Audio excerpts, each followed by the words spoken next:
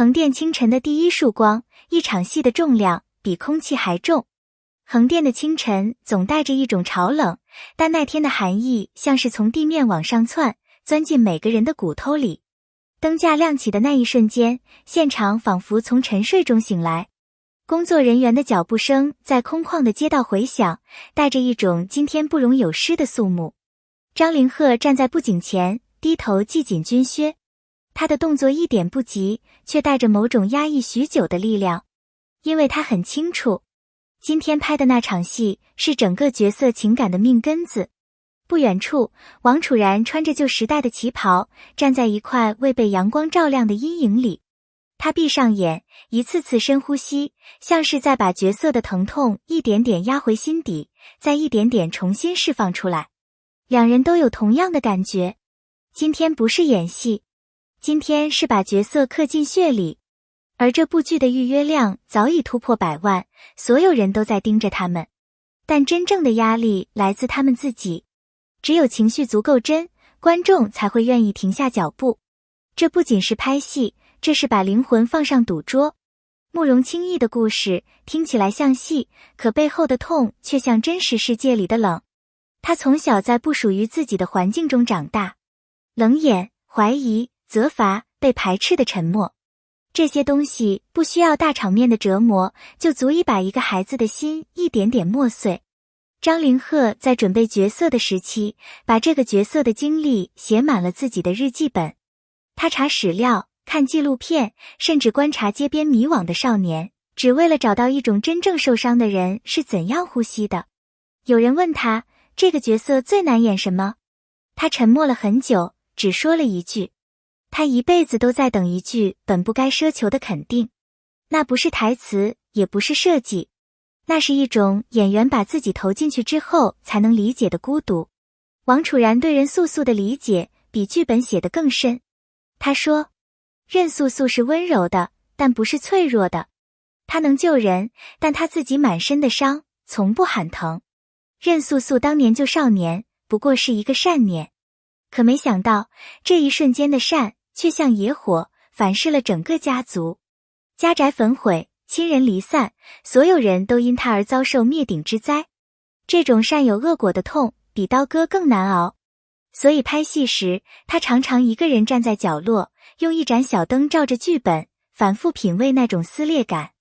别人看到的是他安安静静的样子，但是没人听到他心里那场足以淹没一整座城的风暴。拍少年逃亡那场戏时，横店的雨仿佛不要命地往下砸。张凌赫穿着湿透的布衣，一遍一遍从泥里爬起，身上全是泥水和擦伤。而王楚然撑着伞，站在不远处，等待命中注定的那一幕。第一次救赎。当少年抬头看到他的时候，他的眼神第一次不是警觉，而是人性。导演喊过以后，全场没人说话。雨声很大，像在炸裂，可所有人都觉得世界只剩那2个人。命运的线就在这雨幕中重新缠绕。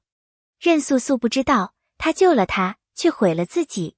那场跪在废墟里的戏，王楚然拍了5次，每一次哭声像压得整个摄影棚都在发紧。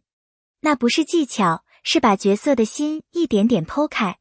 有人说他太入戏，他只淡声回了一句，经历真正的失去，才知道爱是什么重量。这句话像石头一样砸在所有听到的人心里。南阳的海风潮湿又黏，让人觉得时间都慢了半拍。王楚然说，任素素的3年就是活着的假死，每天都醒在一个陌生的身份里，连呼吸都不是原来的味道。他练习换步伐，换眼神，换语气，就连看海也必须和从前不同。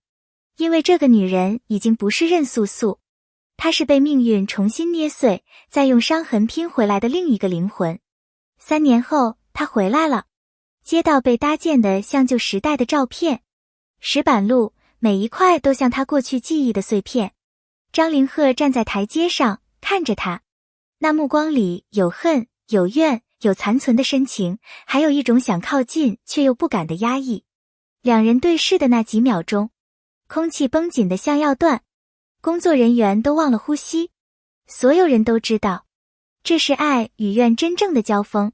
慕容轻易的心像被撕开两半，一半想拥抱他，一半恨不得把他推得远远的。他的质问冷得像刀，但刀锋下藏着怕再次被抛弃的恐惧。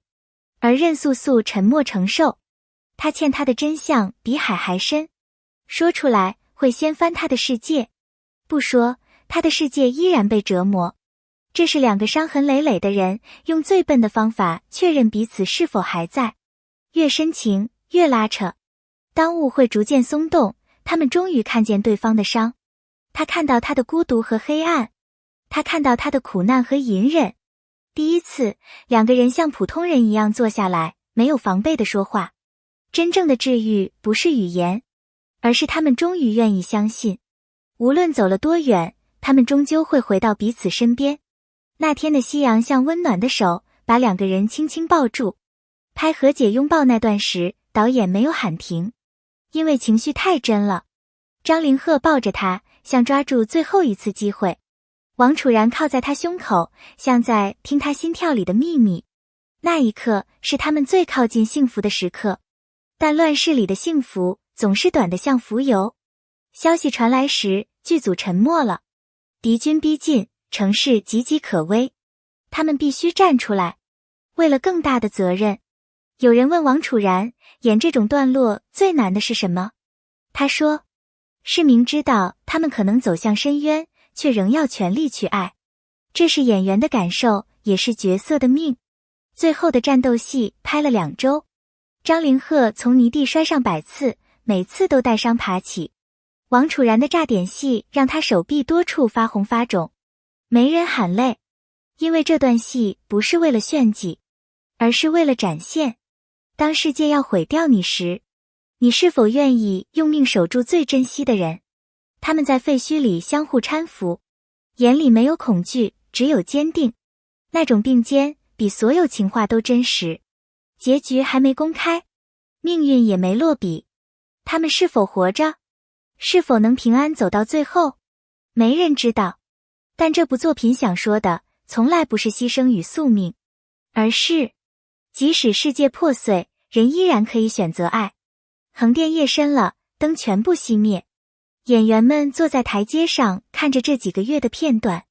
有人说累，有人说值得。张凌赫看着远处的空景，只说：我们把故事拍成了血肉，希望观众能看到灵魂。王楚然轻声回应：愿每个人都能找到让自己坚持下去的那束光。这一秒是余烬，但下一秒也许就是重生。感谢你愿意看到这里。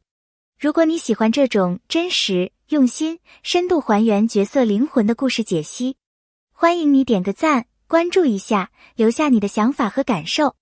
你的每一次互动，都是我继续讲述更多动人故事的动力。谢谢你，我们下次再见。